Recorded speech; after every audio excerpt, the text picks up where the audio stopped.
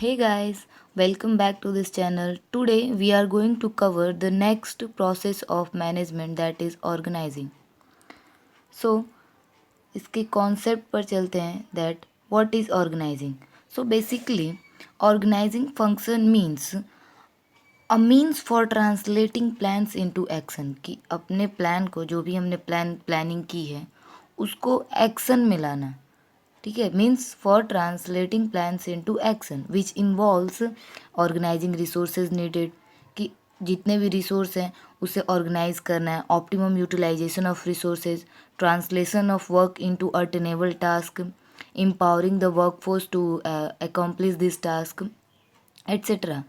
The management function of organizing ensure that efforts are directed toward the attainment of goals laid down in the planning function in such a manner that resources are used optimally and people are able to work collectively effectively for a common purpose.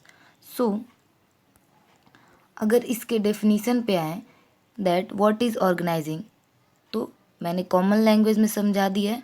अब book इस language पढ़ लेते हैं कि organizing can be defined as a process that initiate implementation of plan by clarifying jobs and working relationship and effectively deploying resources for attainable of identified and desired results. Now this is organizing. Now the steps of the process of organizing कि हमें कौन कौन से steps follow करने होते हैं organising के दौरान कि हम किसी भी चीज़ को ऑर्गेनाइज कर रहे हैं तो हमें क्या क्या स्टेप्स फॉलो करने होंगे. The very first process is identification and division of work कि सबसे पहले होता है कि जो वर्क है उसे आइडेंटिफाई करना है, आखिर हमें काम करना क्या है, एंड डिवीज़न ऑफ वर्क और उस काम को डिवाइड करना. मीन्स जिससे क्या हो कि आइडेंटिफाई करने का मतलब कि हमें काम करना क्या है, तो इससे क्या हो कि हमारा टाइम वेस्ट नहीं होगा. प्लस डिवीज़न ऑफ वर्क से ये होता है कि उसे मैनेज करने में आसानी हो जाती है कि उसे किसी भी एक्टिविटी को मैनेज करने में आसानी हो जाएगी और जो डुप्लीकेशन होता है वो क्या हो जाएगा, वो कम हो जाएगा कि हम कि दो दो इंसान या फिर दो एम्प्लॉय एक ही काम को कर रहे हैं तो इससे क्या होगा, टाइम भी वेस्ट हो रहा है और हमारे रिसोर्स भी वेस्ट हो रहे हैं. तो इसीलिए सबसे फर्स्ट काम होता है that is identification and division of work. Now the second process is departmentalisation means कि हम क्या करते हैं कि एक नेचर के एक टाइप के काम को एक जगह करते हैं, like similar in like divide in. एक बार क्या हो गया कि अगर हम लोग काम को डिवाइड कर दिए, सारे एक्टिविटीज़ को हमने स्मॉल पार्ट्स में डिवाइड कर दिए हैं जो एक नेचर का है, which are similar in nature are grouped together, जो एक तरीके के हैं एक नेचर के हैं उसे हमने एक साथ कर दिया, जिससे क्या होता है इट फैसिलिटेट स्पेशलाइजेशन, जिससे कि स्पेशलाइजेशन आती है and this grouping process is called departmentalisation कि इस ग्रुपिंग को जैसे कि एक टाइप के काम को एक जगह करना ये कहलाता है डिपार्टमेंटलाइजेशन. अब ये दो तरीके से हो सकता है, on the basis of function and on the basis of product wise या प्रोडक्ट वाइज बाइफर्केशन. तो इसे हम लोग फिर बाद में पढ़ेंगे.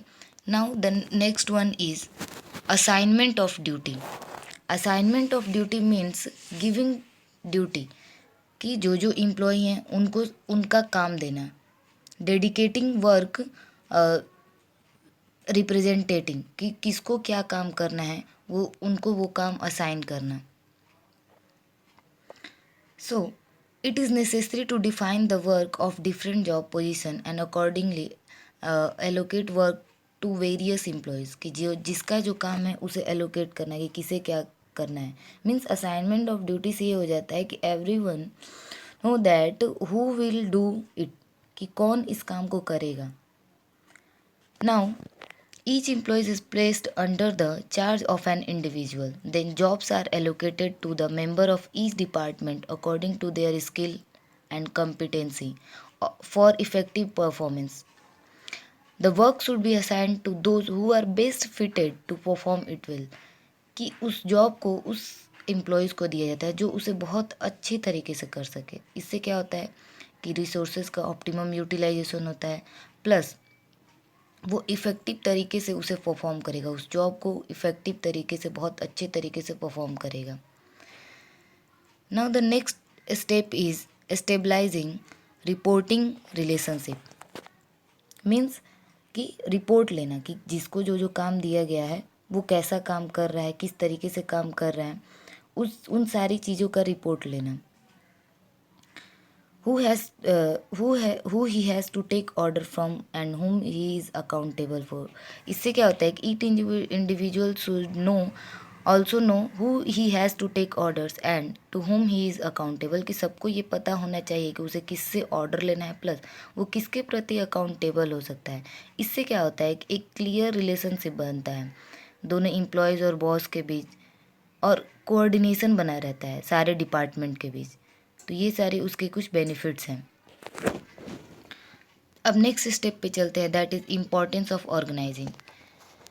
तो कुछ कुछ इम्पॉर्टेंस है ऑर्गेनाइजिंग के, कि हम लोग जो इतना किसी भी काम को ऑर्गेनाइज करते हैं, इतना टाइम देते हैं, इतना इस पर फोकस करते हैं, तो इसका कुछ तो कुछ बेनिफिट होगा।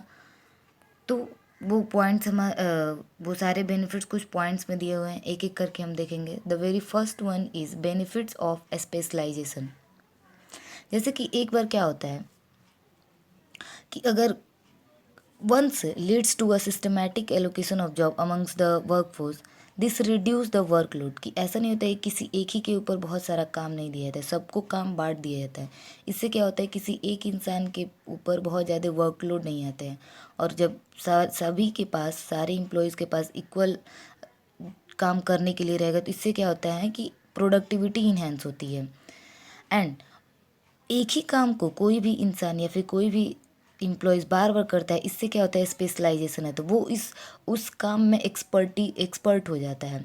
सो repetitive performance of a particular task allows a worker to gain experience in that area and leads specialization, जो कि एक बहुत ही अच्छा होता है कि एक ही काम को बार बार करने से वो उस एरिया में एक्सपर्ट हो जाता है। Now the second one is clarity in working relationship, कि क्लैरिटी आ जाती है कि किसे कौन सा काम करना होता है, जो कि जब हम लोग असाइन करते हैं ड्यूटीज़ को, तो हम लोग ये बता देते हैं किसे क्या करना होता है। इससे क्या होता है कि सारे एम्प्लॉयज़ के बीच एक क्लैरिफिकेशन रहता है कि हाँ उसे क्या करना है, और वो किसके प्रति अकाउंटेबल है। इससे क्या होता है कि किसी भी तरीके का केओस नहीं क्रिएट होता है, इन वहाँ पे किसी भी तरीके का एक हार्मनी क्रिएट रहता है, पूरा एक हार्मनी वाला इन्वायरमेंट रहता है। It helps in creating a hierarchical order, thereby enabling the fixation of responsibility, and second, a specification of the extent of authority to be extended by an individual, कि कौन कितने हद तक अपनी अथॉरिटी को एक्सटेंड कर सकता है, ये सब कुछ उन्हें पता होता है।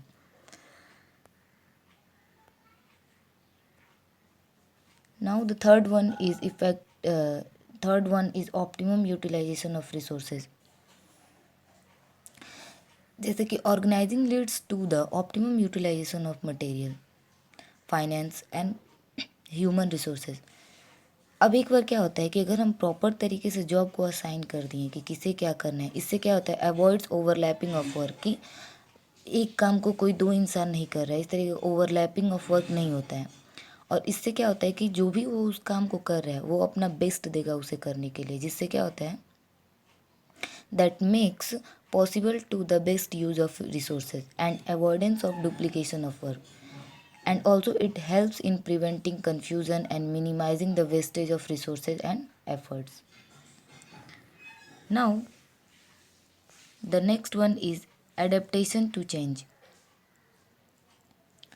जैसे कि organizing helps in adaptation to change by allowing the organization structure to be suitably modified according to the changes in environment, business environment, की जिस तरीके से बिजनेस इन्वायरमेंट चेंज हो रहा है उस तरीके से ऑर्गेनाइजिंग क्या करता है, ऑर्गेनाइजिंग हेल्प करता है उस चेंजिंग इन्वायरमेंट में बिजनेस को अडेप्ट करने में ऑर्गेनाइजिंग हेल्प करता है। Now the next one is effective administration. Effective administration means provide a clear description of job, जिससे क्या होता है कि avoid confusion and duplication, clarity in working relationship, enable proper execution of work, कि सबको पता है कि किसे काम क्या करना है तो वो क्या करेगा अच्छे तरीके से। अगर किसी एक बॉस के अंडर में दो तीन चार कि जितने भी इम्प्लॉयज़ अगर उसे पता रहता है कि हाँ मुझे इतने ही इम्प्लॉयज़ को कंट्रोल करना है या फिर उनका वो बॉस है, तो वो क्या करेगा अच्छे तरीके से वो एडमिनिस्ट्रेशन कर पाएगा, प्लान्स को अच्छे तरीके से इम्प्लीमेंट कर पाएगा। Now the next one is development of personal. Development of personal means organizing stimulates creativity amongst the manager. Effective delegation allows the managers to reduce their workload. कि एक मैनेजर क्या करता है, वो सारा काम खुद नहीं कर सकता है, तो वो क्या करता है अपने कुछ काम को डेलीगेट कर देता है अपने जूनियर को, अपने अंडर में काम करने वाले एम्प्लॉयज़ को। इससे क्या होता है कि जब एक एम्प्लॉय अपने बॉस से उसे काम मिलता है, फिर अगर वो उस काम को पूरा करके अपने बॉस को वो वापस दे देता है, इससे एक तरीके से क्या होता है एक पर्सनल टच वहाँ पे क्रिएट हो जाता है। सो delegation satisfy the subordinates need for recognition and provide them opportunity to develop and exercise initiative, कि उसके अंदर एक सेटिस्फैक्शन आ जाता है कि हाँ वो भी इस ऑर्गेनाइजेशन में उसका भी कोई रोल है, वो उसका भी कुछ इम्पोर्टेंस है। This help them to realize their full potential.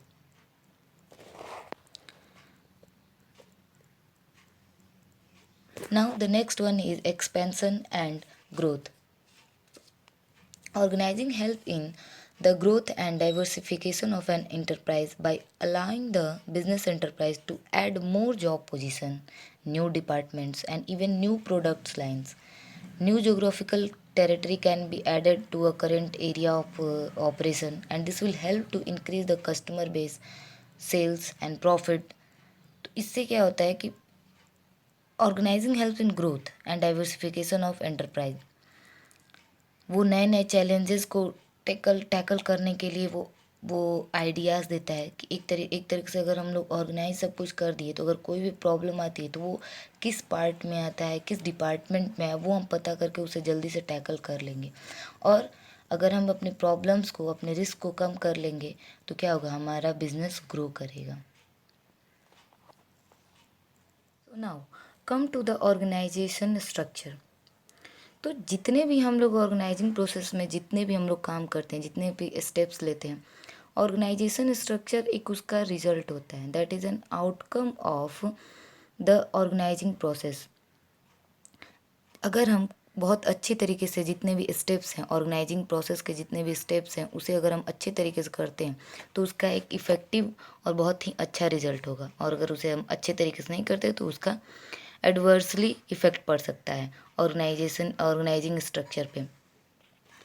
तो ऑर्गेनाइजेशन स्ट्रक्चर क्या होता है, ये एक ऐसा फ्रेमवर्क है जिसके अंडर में रहकर ही हमें जितने भी ऑपरेटिंग टास्क या फिर मैनेजरियल टास्क होते हैं उसे परफॉर्म करना होता है। So the organization structure can be defined as the framework within which managerial and operating task are performed. Now हमें ऑर्गेनाइजेशन स्ट्रक्चर की ज़रूरत क्यों पड़ती है, तो जैसे जैसे अगर हमारा ऑर्गेनाइजेशन जैसे ही ग्रो करता है, ग्रो इन साइज, तो उसे मैनेज करना मुश्किल होने लगता है, बहुत ही कॉम्प्लेक्स हो जाता है। This is because an organization grow coordination between difficult due to the emergence of new function और increase in number of product manufactured. तो वहाँ पे हमें स्मूथली काम कराने के लिए प्लस जो इन्वायरमेंटल चेंजेस हैं उसे फेस करने के लिए हमें ऑर्गेनाइजेशन स्ट्रक्चर की ज़रूरत पड़ती है। It is only those enterprise which do not focus on growth that can be maintain a particular structure for a long period. So, specifies the relationship between the people, work and resources. It allows collaboration and coordination among human, physical and financial resources and enable a business enterprise to accomplish desired goals. सो अब span of management क्या होता है? Span of management refers to the number of subordinate that can be effectively managed by a superior, कि एक superior के under में, एक superior के द्वारा कितने सबॉर्डिनेट मैनेज किए जा रहे हैं, फिर उसके अंडर में कितने सबॉर्डिनेट काम कर रहे हैं, that is span of management. An organization structure provides a framework which enables the enterprise to function as an integrated unit by regulating and coordinating the responsibility of individuals and departments. Now, come to the different type of organization structures. There are two types of organization structure. First one is functional structure and divisional structure. So, functional structure क्या होता है? Grouping of jobs of similar nature under functional and organizing these major function as a separate departments create a functional structure. कि functional structure एक ऐसा organisational structure है जिसमें हम लोग क्या करते हैं, जॉब्स की ग्रुपिंग करते हैं. सिमिलर नेचर का जो जॉब है उसे एक पास हम लोग करते हैं, उसे एक कैटेगरी में रखते हैं according to function and organize this major function as a separate department. Example अगर लें, अ कंपनी, जैसे कि अ कंपनी मैन्युफैक्चरिंग गारमेंट में है सेपरेट डिपार्टमेंट, कि किसी एक कंपनी की मैन्युफैक्चरिंग गारमेंट वाली जो डिपार्टमेंट है वो अलग है, प्रोडक्शन अलग है, मार्केटिंग अलग है, फाइनेंस अलग है, HR डिपार्टमेंट अलग है. These departments may be further divided into sections. Thus, a functional structure is an organization designed that groups similar or we can say related jobs. अब इसके क्या एडवांटेजेस हैं? फंक्शनल स्ट्रक्चर के कुछ एडवांटेजेस हैं, उसे एक एक करके देखते हैं. The first one is it leads to functional occupational specialisation.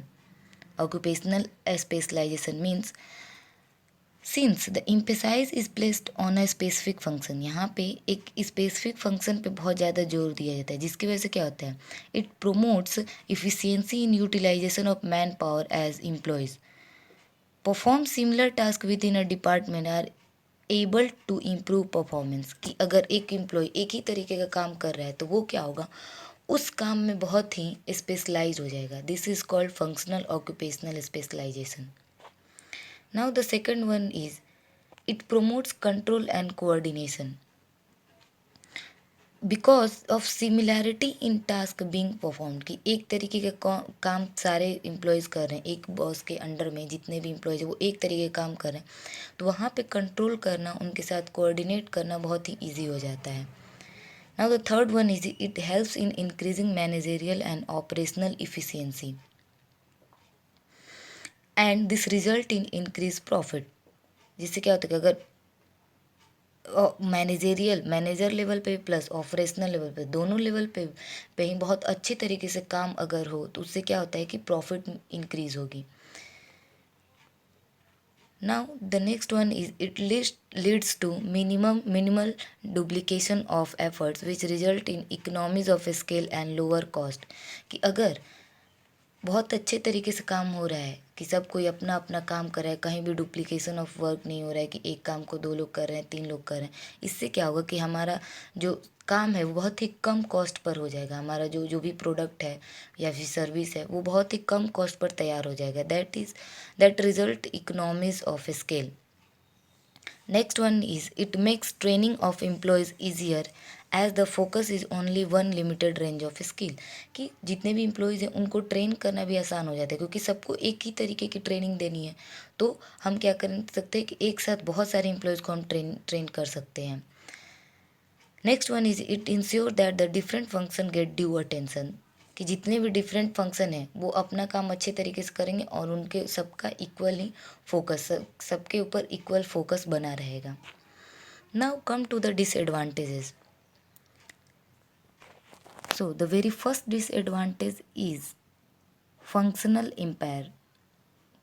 Functional empires means pursuing own department interest at a cost of organizational interest, कि हम अपने डिपार्टमेंट के इंटरेस्ट को, डिपार्टमेंट को बहुत अच्छा कर रहे हैं, भले ऑर्गेनाइजेशनल लेवल पे कुछ गड़बड़ हो रहा है या सही हो रहा है उसको हम नहीं ध्यान है, बस अपने डिपार्टमेंट के बारे में सोच रहे हैं, that is called functional empires. Means कि हम लोग डिनाई कर रहे हैं द ओवरऑल ऑब्जेक्टिव्स को, उसे हम लोग भूल रहे हैं, अपने डिपार्टमेंट के इंटरेस्ट को अचीव करने में, उसके गोल को अचीव करने में हम पूरे ओवरऑल गोल को ही भूल जा रहे हैं, that is functional impact which hinder the interaction between two or more departments. Next one is it may lead to problem in coordinate as information has to be exchanged across functionally differentiate departments. कि एक तरीके से क्या होता है, it may lead to problems in coordination, coordinate करने में different departments के बीच कोऑर्डिनेशन में प्रॉब्लम होने लगती है, क्योंकि अगर एक इन्फॉर्मेशन जो उसे एक्सचेंज करने में बहुत ही दिक्कत होने लगती है, क्योंकि एक सारे डिपार्टमेंट्स अपने आप को बहुत ही सुपीरियर दिखाने की कोशिश करेंगे, जिसकी वजह से जो इन्फॉर्मेशन है वो अच्छे तरीके से नहीं चैनल हो पाएंगी।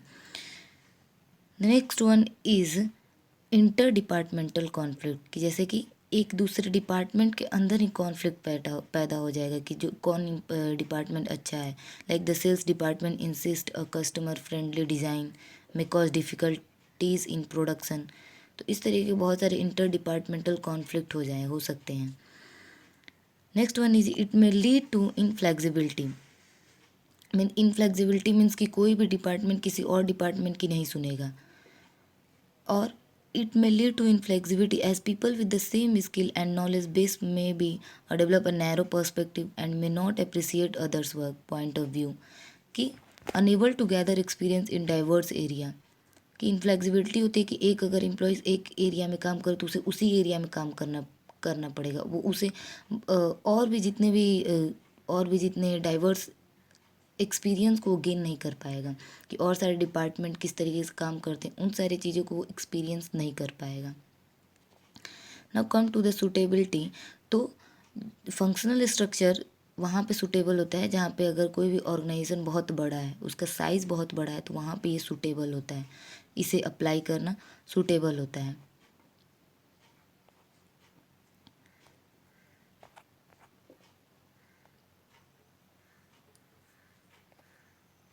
Now come to the divisional structure.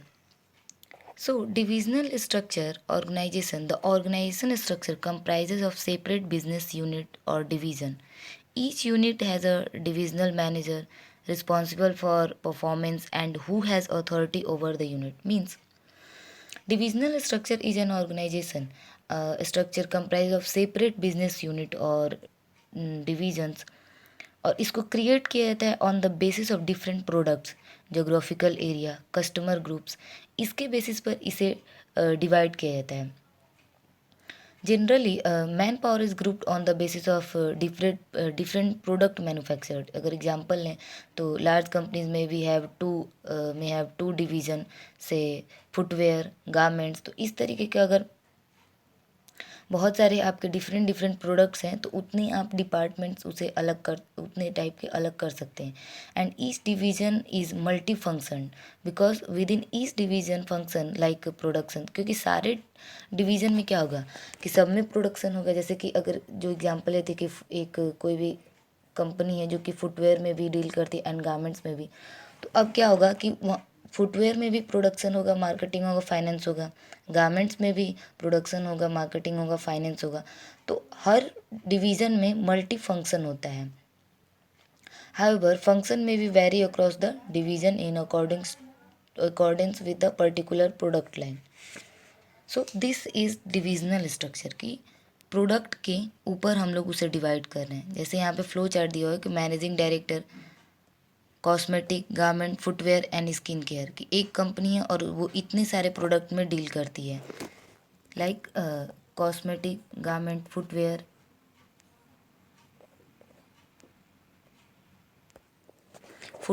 Skin care. फिर अब जैसे कि सारे डिपार्टमेंट्स में कॉस्मेटिक में भी HR डिपार्टमेंट होगा, मार्केटिंग डिपार्टमेंट होगा, रिसर्च एंड डेवलपमेंट डिपार्टमेंट होगा, परचेज। तो इस तरीके से सब में कुछ मल्टी फंक्शनल डिपार्टमेंट्स होंगे. Now come to the advantages of divisional structure. So the very first one is product specialization. Help in the development of varied skill in a divisional head, and this prepare him for higher position. कि जो product specialisation means कि एक तरीके के product में अगर वो deal करता है तो उसमें उसके प्रमोशन के, किसी भी एम्प्लॉयज़ के उस डिपार्टमेंट में प्रमोशन के बहुत सारे चांसेस हो जाते हैं. This is because he gains experience, कि वो उस पर्टिकुलर एरिया में बहुत अगर दिनों तक काम करता है तो वहाँ पे वो एक्सपीरियंस गेन कर रहा है in all function related to a particular product. उस पूरे प्रोडक्ट के बारे में उसे बहुत अच्छे तरीके से पता होगा. Next one is help in fixation of responsibility in case of poor performance, कि हम अच्छे तरीके से रिस्पॉन्सिबिलिटीज़ को फिक्स कर सकते हैं. Divisional heads are accountable for profit, कि जितने भी डिविजनल हेड्स होते हैं उनके ऊपर प्रॉफिट की जितनी भी जिम्मेदारी होती है, कॉस्ट हो गया, रेवेन्यू हो गया, वो सारा कुछ वहीं डील करते हैं. तो एक तरीके से रिस्पॉन्सिबिलिटी की अगर उस पर्टिकुलर डिपार्टमेंट में कोई भी गलती होगी तो हम उसे रिस्पॉन्सिबल ठहरा सकते हैं. Now the next one is it promotes flexibility and initiative because each division function as autonomous unit which leads to faster decision making. कि यहाँ पे फ्लेक्सिबिलिटी होती है क्योंकि इस सारे डिवीज़न का एक हेड होता है और वहाँ पे अब ज़रूरी नहीं कि वो जा कर के टॉप लेवल से जा कर के परमिशन लेगा. वो खुद उस डिपार्टमेंट का हेड, उस पर्टिकुलर डिपार्टमेंट का हेड डिसीजंस ले सकता है, जिसकी वजह से क्या होता है, फास्ट डिसीजन मेकिंग होती है जो कि फ्लेक्सिबल है. Next one is it facilitate expansion and growth, कि इससे क्या होता है कि as new division can be added without any interruption the existing operations by merely adding another division head. की मतलब कि अगर कोई भी, जैसे कि अगर कोई कंपनी है वो फुटवेयर और गारमेंट्स में डील करती है, मे बी अगर वो वॉचेज़ वगैरह अगर ला दे या फिर ड्रेसेस में डील करने लगे तो उससे फुटवेयर या फिर गारमेंट्स पर कोई असर नहीं पड़ने वाला है. तो इससे क्या होता है कि आप आसानी से, वो कंपनी आसानी से एक्सपेंड कर सकती है, ग्रो कर सकती है. Now come to the disadvantages. So the very first one is conflict may arise among different division with reference to allocation of fund, कि सारे डिपार्टमेंट्स को फंड की ज़रूरत पड़ती है. अब किस तरीके से फ़ंड को एलोकेट किया जाए, किसको ज़्यादा दिया जाए, किसको कम दिया जाए, इसके ऊपर इस चीज़ को लेकर के कॉन्फ्लिक्ट पैदा हो सकती है डिफरेंट डिविजन्स के बीच.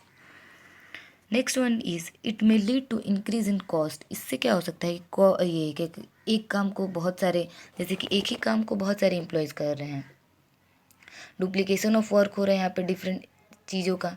Providing each division with separate set of similar function, एक ही काम को करने के लिए हमें हर डिवीज़न में अलग अलग मशीन्स देने पड़ेंगे, अलग अलग एम्प्लॉयज़ को रखना पड़ेगा, जिससे क्या होता है कि कॉस्ट इंक्रीज हो जाती है.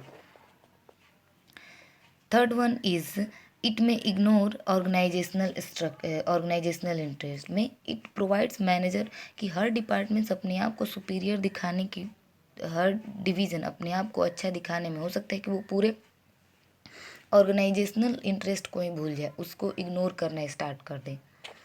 Now the suitability is divisional structure is suitable for those business enterprise where large variety of product, कि जहाँ पे बहुत सारी वेराइटी ऑफ प्रोडक्ट है, कि कोई एक कंपनी बहुत सारे वेराइटी ऑफ प्रोडक्ट्स में डील करती है, लाइक वो फूड में भी करती है, footwear, garments, dresses etcetera, bags वगैरह, इन सब में डील करती है. तो वहाँ पे हमें डिविजनल स्ट्रक्चर की ज़रूरत पड़ती है. Now come to the comparison on functional and divisional structure. So the first one is formation. तो फंक्शनल स्ट्रक्चर फंक्शन के बेसिस पर उसे फॉर्म किया जाता है, उसके बेसिस पर उसका फॉर्मेशन होता है. और डिवीज़न डिफरेंट प्रोडक्ट्स के ऊपर ये होता है कि अगर एक कंपनी बहुत सारे डिफरेंट प्रोडक्ट्स में डील करती है तो उसे डिविजनल स्ट्रक्चर अपनाना पड़ेगा. Next one is specialization. यहाँ पे फंक्शनल स्पेशलाइजेशन होता है, यहाँ पे प्रोडक्ट स्पेशलाइजेशन होता है कि एक एम्प्लॉय अगर एक प्रोडक्ट को बार बार डील करता है तो वो उस प्रोडक्ट के बारे में सब कुछ जान जाएगा, उससे सब कुछ उसके बारे में पता होगी. Third one is responsibility. तो फंक्शनल स्ट्रक्चर में difficult to fix a department, कि एक डिपार्टमेंट को के ऊपर रिस्पॉन्सिबिलिटी फिक्स करना मुश्किल होता है, लेकिन डिविजनल स्ट्रक्चर में किसी एक डिपार्टमेंट को रिस्पॉन्सिबिलिटी देना पूरी तरीके से आसान होता है. Next one is managerial development. So in functional structure it is difficult as each functional manager has to report the top management. लेकिन यहाँ पे क्या होता है, डिविजनल स्ट्रक्चर में उसे मैनेजरियल डेवलपमेंट बहुत आसान होता है. कॉस्ट तो हमारा फंक्शनल स्ट्रक्चर में कॉस्ट लगभग कम रहता है in compare to the divisional structure. Coordination में it is difficult for multi product company, लेकिन डिविजनल स्ट्रक्चर में कोऑर्डिनेट करना आसान होता है. Now come to the next topic, that is as we know that कि किसी भी ऑर्गेनाइजेशन में या फिर किसी भी स्कूल या फिर कोई भी ऑर्गेनाइजेशन इंस्टीट्यूट वगैरह कुछ भी ले लें, तो वहाँ पे हमें काम करने के लिए हमें कुछ रूल्स को फॉलो करने पड़ते हैं, प्रोसीजर्स को फॉलो करने होते हैं. वहाँ पे जितने भी गाइडलाइंस होते हैं उसे हमें फॉलो करने होते हैं, ताकि वो ऑर्गेनाइजेशन जो है वो अच्छे तरीके से स्मूथ तरीके से काम कर सके. तो इसका बेसिस पर ऑर्गेनाइजेशन को दो टाइप्स में डिवाइड किया गया है. First one is formal organization and second one is informal organization. So come to the formal organization. Formal organization refers to the organization structure which is designed by the management to accomplish its objective. कि formal organisation होती है उसे management के द्वारा तैयार किया जाता है, डिज़ाइन किया जाता है कि किस तरीके से कौन कौन से रूल अप्लाई होंगे, किस तरीके से हमें कौन से प्रोसीजर्स को फॉलो करने होंगे. So and formal organization specifies clearly the boundaries of authority and responsibility, कि हमें कहाँ तक हमारी अथॉरिटी और रिस्पॉन्सिबिलिटी है वो सारे इम्प्लॉयज़ बॉसेस सबको पता होता है. And there is a systematic coordination among the various activity to achieve the organizational goal. तो ये सारे जितने भी रूल्स वगैरह बनाए जाते हैं किसी भी ऑर्गेनाइजेशन के अंडर में, ताकि वो सिस्टमैटिक वहाँ पे कोऑर्डिनेशन बना रहे और स्मूथली वहाँ के जितने भी फंक्शंस वो स्मूथली वर्क कर सकें. अब इसके कुछ फीचर्स हैं, उसके फीचर्स पे आते हैं. The first one is it is deliberately designed by the top management. Means कि the first one is it specifies the relationship among various job position and the nature of their interrelationship. This clarifies who has to report whom. कि सबको पता होता है अपनी relation के बारे में. रिलेशन मीन्स कि उसे किसके प्रति अकाउंटेबल होना है, किससे ऑर्डर लेने हैं और किसको उसे अपना काम अपने रिपोर्ट्स वगैरह को किसको उसे क्लैरिफाई कराना है, किसे उसे सबमिट करना होगा. ये सारे सबको पता होते हैं फॉर्मल ऑर्गेनाइजेशन में.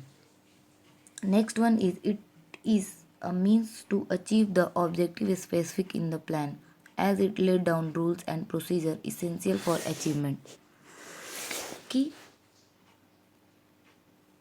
कि उसमें क्या होता है, फॉर्मल ऑर्गेनाइजेशन में हमें उसी गोल्स को अचीव करना होता है कि जो हमें हमें गोल्स पहले से बताए गए हैं और जो रूल्स हमें बताए उन्हीं रूल्स को फॉलो करके उस गोल्स को हमें अचीव करना होता है.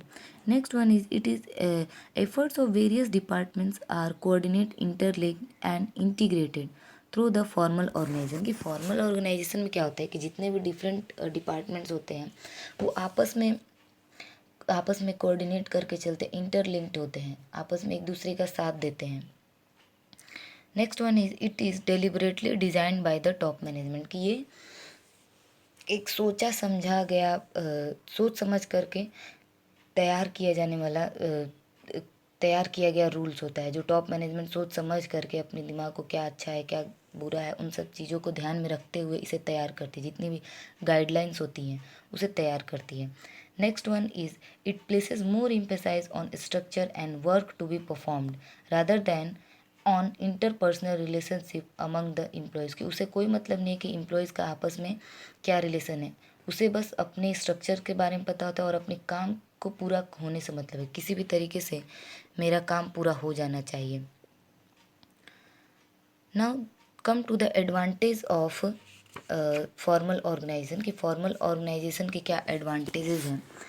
So it is easier to fix responsibility since mutual relationship are clearly defined कि हम आसानी से रिस्पॉन्सिबिलिटी फिक्स कर सकते हैं कि किस अगर कोई भी काम गलत हो जाता है तो हम आसानी से ये कर सकते पता कर सकते हैं कि किसकी ये गलती है, क्योंकि सबको अपने अपने काम के बारे में पता होता है और किसको किसके प्रति अकाउंटेबल होना है ये भी पता होता है।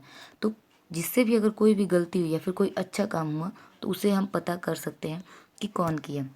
Second one is there is no ambiguity in the role that each member has to play as duties are specified. This is also help in avoid duplication of effort. कि सबको पता होता है कि किसको क्या करना है, तो किसी भी तरीके का डुप्लीकेशन नहीं होता है कि एक ही काम को दो लोग कर रहे हैं, ऐसा कुछ वहाँ पे प्रॉब्लम नहीं होता है। Next one is unity of command is maintain. कि यूनिटी ऑफ कमांड मीन्स कि किसी एक सबॉर्डिनेट को कोई एक बॉस ही ऑर्डर दे सकता है, वो बहुत सारे डिफरेंट बॉसेस से ऑर्डर नहीं ले सकता है। ये चीज़ वहाँ पे क्लियरली पता होता है सबको। Next one is it leads to effective accomplishment of goal by providing a framework. कि किसको क्या काम करना है, तो वहाँ पे पूरे फ्रेमवर्क में जो भी स्ट्रक्चर होता है उसके अंडर में रह के उन्हें काम करना होता है। To be perform and ensuring that each employees know the role he has to play. कि सारे एम्प्लॉयज़ को पता होता है कि उसे करना क्या है। तो इस तरीके से क्या होता है कि इफेक्टिव अकम्प्लिशमेंट ऑफ गोल्स हो जाता है कि सबको पता है कि किस तरीके से काम करना है, हमें कब करना है, तो वो आराम से अपने गोल्स के बारे में पता है, कैसे करना है वो भी पता है, तो आसानी से गोल्स को अचीव कर सकते हैं। Next one is it provides stability to the organization. This is because behavior of employees can be fairly predicted since there are specific rules to guide them. कि स्टेबिलिटी ऑफ ऑर्गेनाइजेशन रहता है क्योंकि सबको पता है कि किस तरीके से, क्योंकि सारे एम्प्लॉयज़ को एक गाइडलाइंस मिल चुकी है कि इसी गाइडलाइन के तहत उन्हें काम करने के, उसे अपने बॉस से ज़्यादा आर्ग्यूमेंट नहीं करना है। तो इस तरीके से क्या होता है कि एम्प्लॉयज़ का जो बिहेवियर है वो हम लोग पहले से प्रेडिक्ट कर लेते हैं। तो इस तरीके से स्टेबिलिटी बनी रहती है ऑर्गेनाइजेशन में, किसी भी तरीके का वहाँ पे किसी तरीके का वो अपोज नहीं करेंगे, ये सारी चीज़ें पता रहती हैं। Now come to the limitations की फॉर्मल ऑर्गेनाइजेशंस के क्या लिमिटेशंस हैं। तो very first one is procedural delay. कि जितने बहुत सारे डिसीजन लेने में कि अपने बॉस से पूछो, फिर वो अपने सुपीरियर से पूछेगा, तो इस तरीके से कमांड लेने के लिए एस्टेब्लिशमेंट ऑफ कमांड की वजह से क्या हो जाता है, किसी भी डिसीजन को लेने में बहुत ही टाइम लग जाता है। Next one is not provide adequate recognition of creative talent. कि यहाँ पे क्या होता है कि since it does not allow any deviation from rigidity laid down policies. की कोई भी पॉलिसीज़ वगैरह अगर बना दी गई हैं तो उससे किसी भी तरीके से कोई भी एम्प्लॉय उससे डेविएट नहीं हो सकता, उसे उसी गाइडलाइन के थ्रू जाना होता है। इससे क्या होता है कि जो भी अगर किसी एम्प्लॉयज़ के अंदर कुछ क्रिएटिव उसके अंदर आता है या फिर कोई वो उस काम को कुछ अलग तरीके से कुछ क्रिएटिव वे में करना चाहता है तो भी वो नहीं कर पाए, क्योंकि उसे उसी रूल के अंदर, उसी गाइडलाइंस के अंदर, या फिर जो कह सकते हैं कि वो पॉलिसीज़ बनी हुई है उसी के अंदर रह करके उसे काम करना होता है। Next one is it places more emphasize on structure and work. Hence, the formal organization does not provide a complete picture of how organization work. कि यहाँ पे क्या हो जाता है कि it is difficult to understand all human relationship in an enterprise. कि वहाँ पे क्या होता है कि उसे ये नहीं ऑर्गेनाइजेशन को इससे कोई मतलब नहीं है कि दो एम्प्लॉयज़ के आपस में रिलेशन क्या है, उसे बस उसका काम कंप्लीट हो जाना, एट द एंड उसे काम कंप्लीट चाहिए, बस उसे इसी का मतलब होता है। Now the second type of organization, that is informal organization. informal organization informal organization जो होता है वो पर्सनल कांटेक्ट और सोशल रिलेशन के वजह से क्रिएट होता है। कि कोई किसी भी कंपनी के जो एम्प्लॉयज़ हैं वो लंच के टाइम पे आपस में एक टेबल पे बैठ करके लंच कर रहे हैं, तो उस टाइम पे जो बातें हुई उस टाइम पे, तो वो सारा जो ग्रुप तैयार हुआ वो हमारा होता है, वो कहलाता है informal organisation.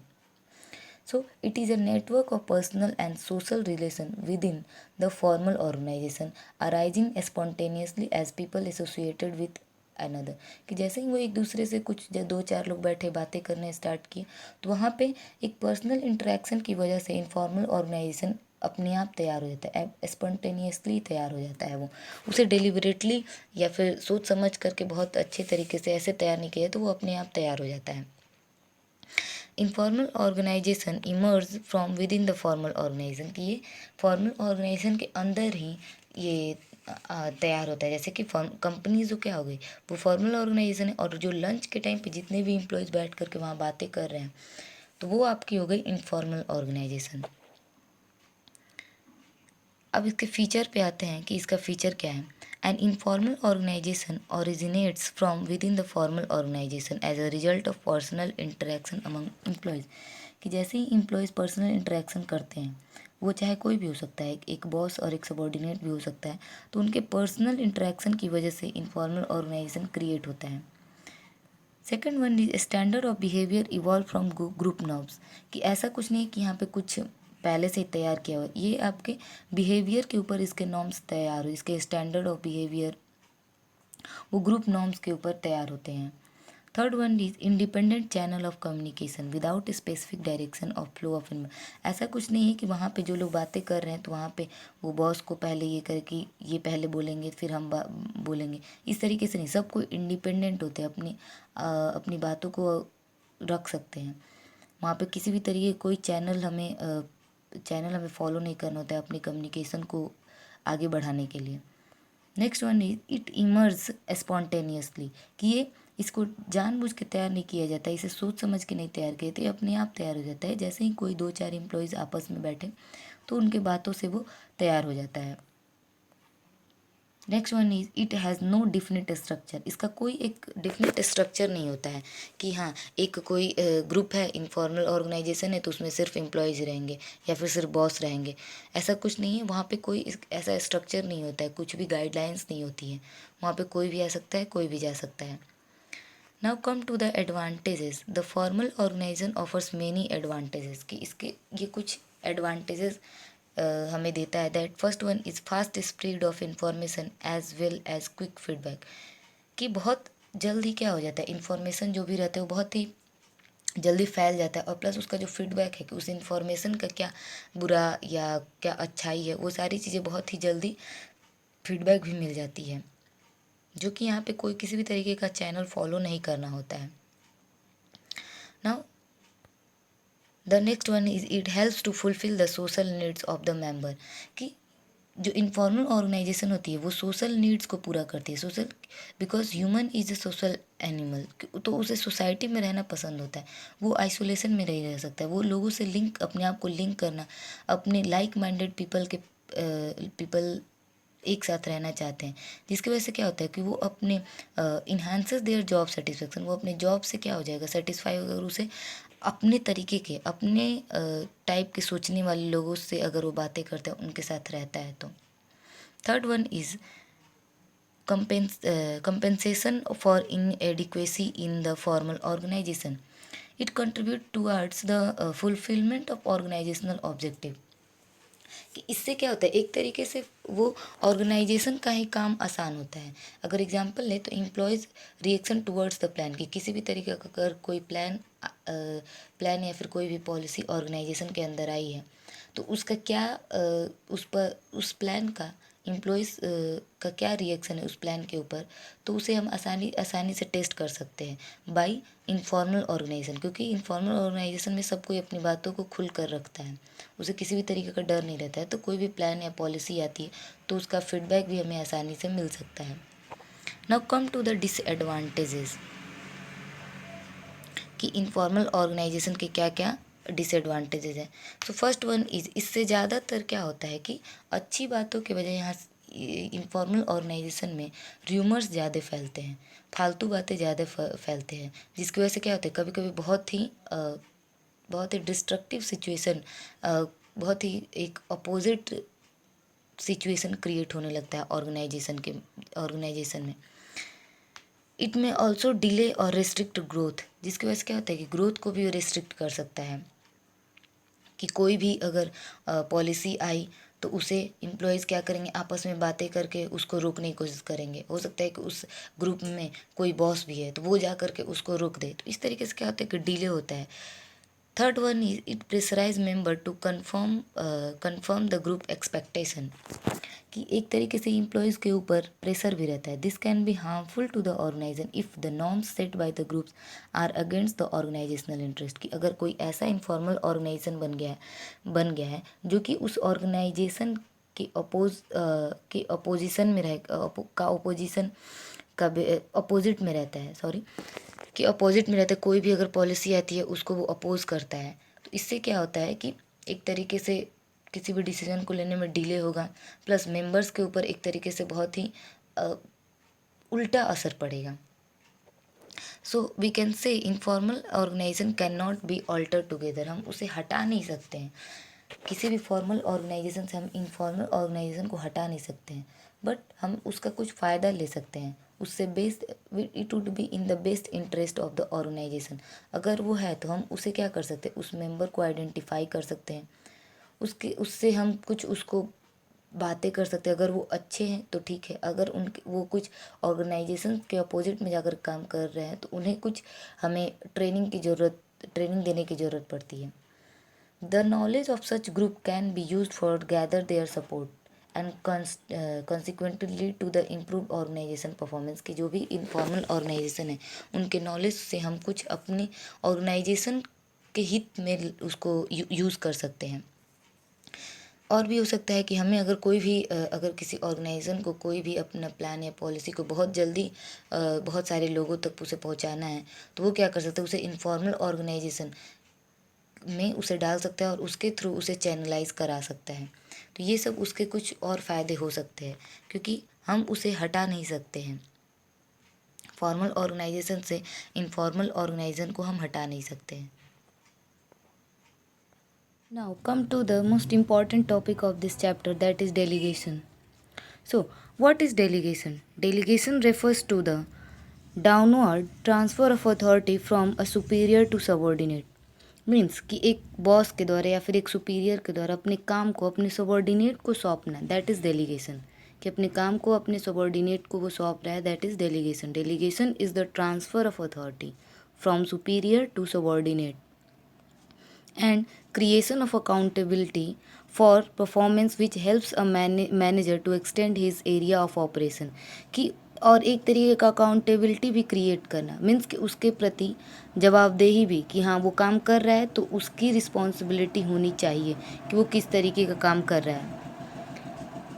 Now it enables a manager to use his time on high priority activity, कि जैसे कि इसमें क्या होता है कि मैनेजर्स के पास बहुत सारे काम हो सकते हैं, तो वो वही काम करेगा। अगर वो अपने कामों को जूनियर को सौंप रहा है तो उसके पास वही सारे काम बचेंगे जो हाई प्रायोरिटी मीन्स कि जिसे उसे बहुत इम्पोर्टेंस देना है, बहुत इम्पोर्टेंट है उसके लिए, और उसके सिवा और कोई नहीं कर सकता, तो वो उन सारे कामों को देखेगा। बाकी जो काम जूनियर्स कर सकते हैं उसे वो उन सबको दे देगा। तो इसलिए क्या होगा, उसका ज़्यादा फोकस उन इम्पॉर्टेंट काम के ऊपर लगा रहेगा। And it also satisfy the subordinates need for recognition and provides them with opportunity to develop and exercise initiative. इससे क्या होगा कि सबॉर्डिनेट जो जूनियर्स होते हैं उनके बीच एक तरीके से उन्हें सेटिस्फैक्शन होगा कि हाँ कि इस कंपनी में, इस ऑर्गेनाइजेशन में उनका भी कोई रोल है। अगर उन्हें भी काम दिया जाता है, अगर कोई बॉस उन्हें काम देता है, तो उन्हें ये लगेगा कि हाँ यहाँ पे उनका कोई इम्पोर्टेंस है।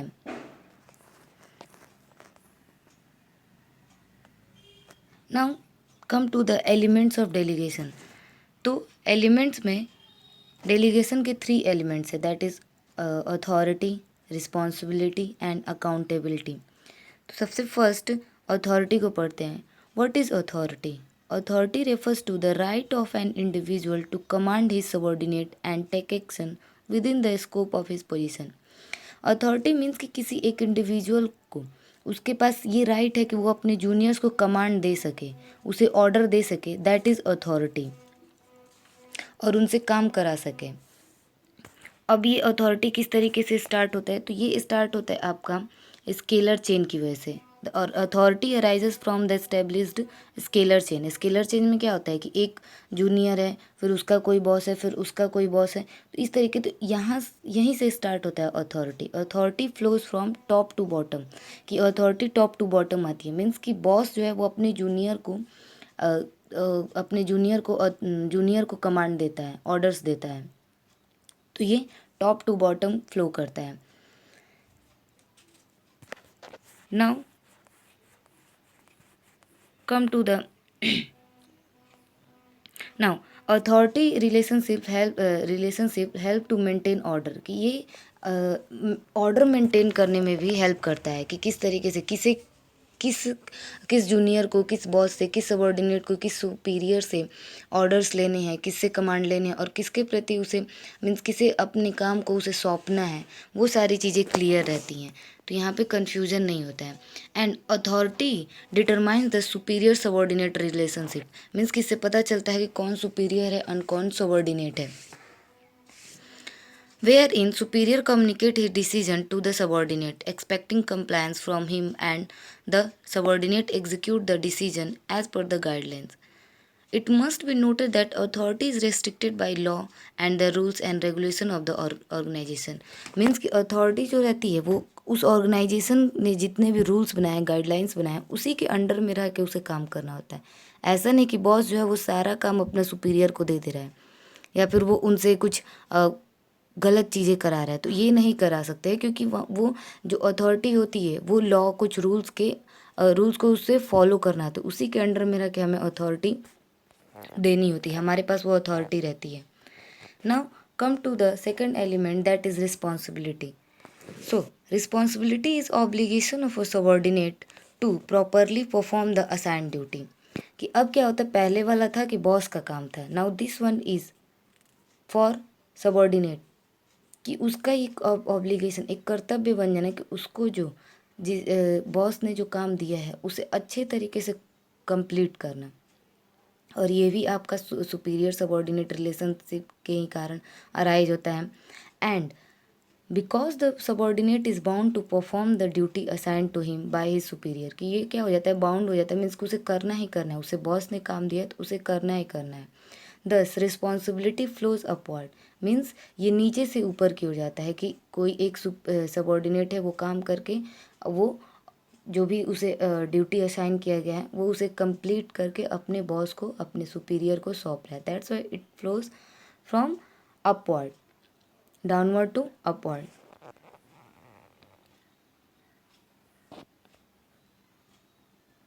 Now come to the third element, that is accountability. So accountability means, what is accountability? Means delegation of authority undoubtedly empowers the employees to act for his superior, but the superior would still the accountable for the outcome। कि ऐसा तो नहीं है कि boss ने अगर, या फिर बॉस ने अगर अपने जूनियर को कोई काम दे दिया है तो उस बॉस की रिस्पॉन्सिबिलिटी हट जाती है, ऐसा नहीं, वो बॉस अभी भी रिस्पॉन्सिबल है। अगर वो जूनियर कोई ख़राब काम करता है या फिर उस काम को सही से नहीं करता है तो इसकी सारी जिम्मेदारी उस बॉस के ऊपर जाएगी, क्योंकि उसका कर्तव्य है कि उस काम को वो अपने सबॉर्डिनेट से अच्छे तरीके से कराए। Means accountability implies being answerable for the final outcome, की जो भी रिजल्ट है, फाइनल आउटकम है, उसके प्रति आंसरेबल रहना, जवाबदेही, कि कोई भी अगर उसे उसके बारे में पूछताछ करता है तो वो उसका जवाब दे सके। That is accountability. It arise from responsibility, ये रिस्पॉन्सिबिलिटी से अराइज होता है। एंड इट फ्लोज अपवर्ड, ये अपवर्ड, इसका फ्लो अपवर्ड होता है। Now here is the difference between authority, responsibility and accountability. तो मीनिंग में देखें तो authority means right to command, की किसी को ऑर्डर्स देने का जो राइट है, that is authority. Responsibility means obligation to perform an assign task, कि जो भी उसे काम दिया गया है उसे करना, उस काम को अच्छे तरीके से करना, that is responsibility. And accountability means answerable for the outcome of the assign task, कि वो जो काम हमने किया है अगर उसमें कुछ भी गड़बड़ी होता है तो उसके प्रति जवाबदेही अकाउंटेबिलिटी होती है। डेलीगेशन, तो अथॉरिटी कैन बी डेलीगेटेड, हम उसे डेलीगेट कर सकते हैं, बट रिस्पॉन्सिबिलिटी एंड अकाउंटेबिलिटी को हम डेलीगेट नहीं कर सकते हैं। अगर किसी बॉस का काम है तो जवाबदेही भी उसी की होगी। Origin, so authority arises from formal position, responsibility arises from delegated authority, कि जब उसे कोई अथॉरिटी मिलती है, उसे कहीं से कमांड मिलता है किसी सुपीरियर को, सबॉर्डिनेट को, तभी उसकी रिस्पॉन्सिबिलिटी अराइज होती है। Accountability arises from responsibility. Flows, तो फ्लो ये authority flows downward from superior to subordinate, and responsibility and accountability both flows upward from subordinate to superior. Now come to the importance of delegation, कि delegation क्यों ज़रूरी हो जाता है किसी भी ऑर्गेनाइजेशन में, डेलीगेशन की क्या आवश्यकता है। यहाँ पे कुछ पॉइंट्स वाइज दिए हुए हैं, हम उसे एक एक करके पढ़ेंगे। First one is effective management. Effective management means कि मैनेजर के पास अब बस वही काम रहेगा जो बहुत इम्पॉर्टेंट है। तो वो एक सुपीरियर के पास अगर वो अपने कामों को जो कोई कर सकता है, जो उसका सबॉर्डिनेट कर सकता है, वो उसे अगर वो डेलीगेट कर देता है तो उसके पास सिर्फ जो इम्पॉर्टेंट काम है वही बचा हुआ रहेगा और वो अपना सारा फोकस उन इम्पॉर्टेंट कामों पर देगा। तो यहाँ पे क्या होगा, इफेक्टिव मैनेजमेंट यहाँ से क्रिएट हो जाता है। Manager are able to function more efficiently. Second one is employees development, की क्या होता है, as a result of delegation employees get more opportunity, उन्हें ज़्यादा अपॉर्चुनिटी मिलती है काम को करने के लिए। And by providing them with the chance to utilize their talent and develop skill to perform complex task, कि जो कि काम एक बॉस का है वो अगर एक सुपीरियर करता है तो वो क्या करेगा, अपने टैलेंट को यूज़ कर अपने स्किल्स को डेवलप कर रहा है। तो इस तरीके से क्या होता है कि उस एम्प्लॉय का भी क्या होगा, डेवलपमेंट होगा। And delegation help by preparing better future manager, कि वो जो सबॉर्डिनेट है वो आगे चल करके बहुत अच्छा मैनेजर बनेगा। तो and it makes them better leader and decision makers, कि वो अच्छे तरीके से बहुत अच्छा लीडर बन सकता है, डिसीजंस ले सकता है, क्योंकि वो अपने बॉस का काम अभी कर रहा है तो जो उसे बाद में करना चाहिए वो कॉम्प्लेक्स टास्क वो अभी कर रहा है। तो एक तरीके से उसके अंदर ये स्किल धीरे धीरे डेवलप होते रहेगी। Third one is motivation of employees. Motivation of employees means कि उनके पास से क्या होगा, सेंस ऑफ रिकॉग्निशन होगा। They feel encourage and are motivated to the work for higher performance. Delegation involves entrustment of responsibility, is not merely the sharing of risk but involve trust. तो एक तरीके से अगर बॉस उसके ऊपर trust करता है, अगर कोई एक सुपीरियर अपने सबॉर्डिनेट के ऊपर ट्रस्ट करता है तो वो सबॉर्डिनेट क्या होगा, उसके अंदर मोटिवेशन है कि हाँ बॉस मेरे ऊपर ट्रस्ट करते हैं तो हाँ मुझे इस काम को अच्छे से करना चाहिए और अच्छे तरीके से करना है। तो यहाँ से एक एम्प्लॉयज़ के बीच मोटिवेशन आता है, वो और उन कामों को अच्छे तरीके से करता है। Next one is facilitate of growth.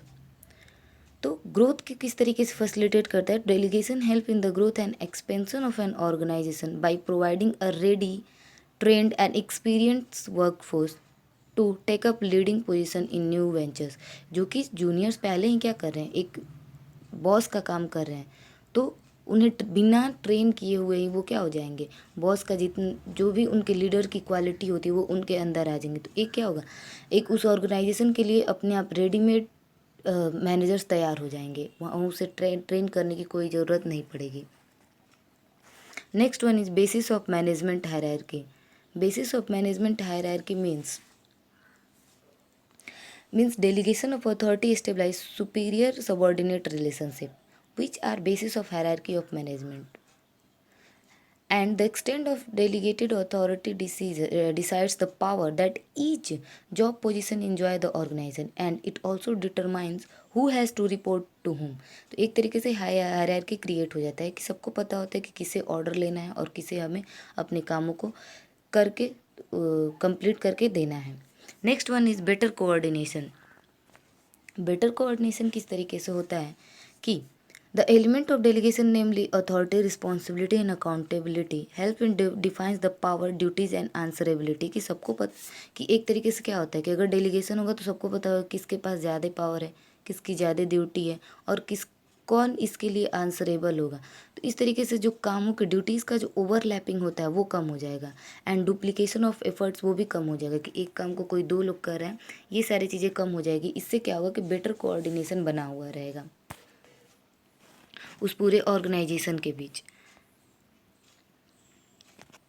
So that's why delegation is a key element of effective organization. Now come to the concept of decentralization and centralization. So definition से शुरू करते हैं। तो what is centralized organization? Those organization in which decision making authority lies with the top management are termed as a centralized organization. Means जितने भी decisions लेने होते हैं या फिर जितने भी कंट्रोल होते हैं वो सारा कंट्रोल डिसीजन मेकिंग ये सब कुछ टॉप मैनेजमेंट के द्वारा अगर किया जाए that organization is called centralized organization. लेकिन जस्ट इसके अपोजिट हो जाता है decentralize, where those in which such authority is shared with the lower levels are decentralized organization। कि वहाँ पे डिसीजन मेकिंग प्लस जो कंट्रोल होता है वो सब कुछ सिर्फ टॉप मैनेजमेंट के ही हाथों में नहीं, जो और भी लोअर लेवल होते हैं उनके बीच भी बटा हुआ रहता है, that is decentralized organization. So decentralize explain the manner in विच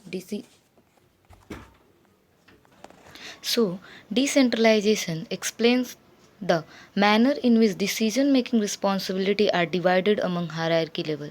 कि इसमें जो डेलीगेशन होता है वो ऑल द सारे लेवल पर बटा हुआ रहता है। Now come to the centralization and decentralization. तो एक ऑर्गेनाइजेशन है उसे सेंट्रलाइज्ड कब कहेंगे, जब जो डिसीजन मेकिंग अथॉरिटी है वो सब हायर मैनेजमेंट के पास ही रहे, उन्हीं के हाथों में रहे, सब कुछ वही करते हैं, बस जो सबॉर्डिनेट होंगे या फिर एम्प्लॉयज़ होंगे वो सब उनकी बातों को बस उनके जो रूल्स हैं उन्हें बस वो फॉलो करेंगे, उन्हें डिसीजंस लेने का कोई अधिकार नहीं होता है। सो यहाँ से आता है an organization never be completely centralized और डिसेंट्रलाइज्ड। कि कोई भी ऑर्गेनाइजेशन कभी भी पूर्ण रूप से पूरे तरीके से सेंट्रलाइज और डिसेंट्रलाइज नहीं हो सकता है। ये डिपेंड करता है उसके साइज़ पर, क्योंकि जैसे जैसे साइज़ बड़ा हो जाएगा वैसे वैसे उसे सेंट्रलाइज रखना बहुत ही मुश्किल हो जाता है, क्योंकि अब कुछ ही लोग उस उतने बड़े ऑर्गेनाइजेशन को नहीं चला सकते, तो वहाँ पर डिसेंट्रलाइज करने की ज़रूरत पड़ती है। तो अब आता है इम्पोर्टेंस ऑफ ये डिसेंट्रलाइजेशन का इम्पोर्टेंस क्या होता है, ये भी हमारे कुछ पॉइंट्स में दिए गए। That first one is develop initiative among the subordinate.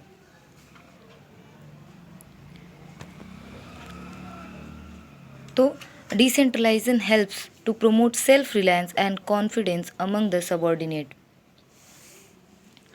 Means कि एक तरीके से वहाँ पे वो अपनी क्रिएटिविटी को दिखाते हैं। जैसे whenever lower management levels are given freedom to take their own decisions, कि उन्हें फ्रीडम दिया जाए कि वो अपने डिसीजंस ले सकते हैं, तो so they learn to depend on their own judgement and it develop initiative amongst the subordinate to helps the promote self reliance and we can also say confidence in them। तो इस तरीके से उनके अंदर सबऑर्डिनेट्स के अंदर एक initiative develop होता है।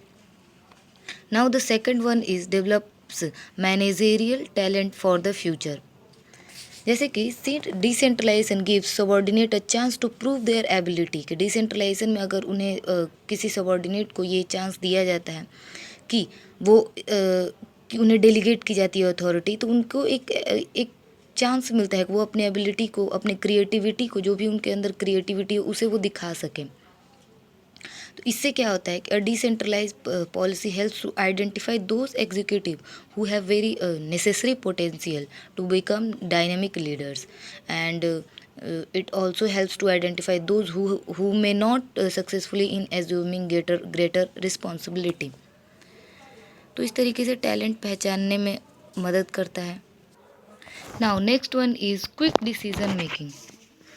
तो जैसे कि क्या होता है कि सबके पास ये पावर होता है डिसीजंस लेने का, तो ऐसा नहीं होता कि कोई भी अगर हमें काम करना है तो अब हमें अपने बॉस से कहना पड़ेगा, फिर वो उससे बॉस से कहेंगे। ये सेंट्रलाइज्ड ऑर्गेनाइजेशन में होती है, जिससे क्या होता है कि किसी भी डिसीजन को लेने में बहुत टाइम लग जाता है। तो इसके अपोजिट क्या होता है डिसेंट्रलाइज में, कि कोई भी सबको डिसीजंस लेने की पावर होती है, तो कोई भी डिसीजन आसानी से बहुत जल्दी ले लिया जाता है। Next one is relief to the top management. Relief to the, क्योंकि अब सारे जो decentralization diminishes the amount of direct supervision exercise by the superior over the activity of subordinate level. कि वहाँ पे एक रिलीफ किस तरीके आता है किस तरीके से आता है कि इसमें क्या होता है कि सबको फ्रीडम होती है डिसीजंस लेने की, तो अब टॉप मैनेजमेंट उन छोटी छोटी चीज़ों के बारे में टेंशन नहीं लेते हैं, and it leaves the top management with more time to concentrate on important policy decisions rather than occupying their time with both policy as well as operational decisions. कि ऑपरेशनल डिसीजंस वो होते हैं वो subordinate के ऊपर छोड़ दिया जाता है, तो उन सब का टेंशन अब टॉप मैनेजमेंट को नहीं रहता है, जिससे कि उनको रिलीफ रहता है कि वो अपना जितना भी पूरा फोकस जो है वो अपना बस जो इम्पोर्टेंट चीज़ें हैं उन्हीं पर फोकस करें। Next one is facilitate growth. So, decentralization awards greater autonomy to the lower level of management as well as division on the department side. So, it allows them to function in a manner best suited to their department and fosters a sense of competition among the department. इससे क्या होता है with each department doing its best in a bit to outdo the other, कि एक दूसरे को compete करने के लिए वो अपना अपना बेस्ट देते हैं, क्योंकि सबके पास डिसीजंस लेने की फ्रीडम होती है, तो अपना डिसीजन वो खुद लेते हैं, प्लस एक इंटर डिपार्टमेंट कंपटीशन जनरेट हो जाता है, जिससे क्या होता है कि सारे departments. Next one is better control. कि decentralization make it possible to evaluate performance at each level. कि सारे डिपार्टमेंट्स अपना अपना काम बहुत अच्छे से करते हैं और वहाँ पे वो कामों को अच्छे तरीके से इवेलुएट कर पाते हैं। So, the department can be individually held accountable for their result, and feedback from all levels helps to analyze the deviation and improve operation। कि सबका काम अपना अलग अलग होता है, तो वहाँ से फीडबैक भी लेना बहुत आसान हो जाता है, और किसी भी काम की जो अकाउंटेबिलिटी है, जवाबदेही है, वो भी क्या हो जाती है, तय हो जाती है, क्योंकि सबको सबको अगर डिसीजन लेने का अधिकार है तो फिर जवाबदेही भी क्या होती है, उन्हीं की होती है। इस तरीके से वहाँ एक बेटर कंट्रोल जनरेट हो जाता है।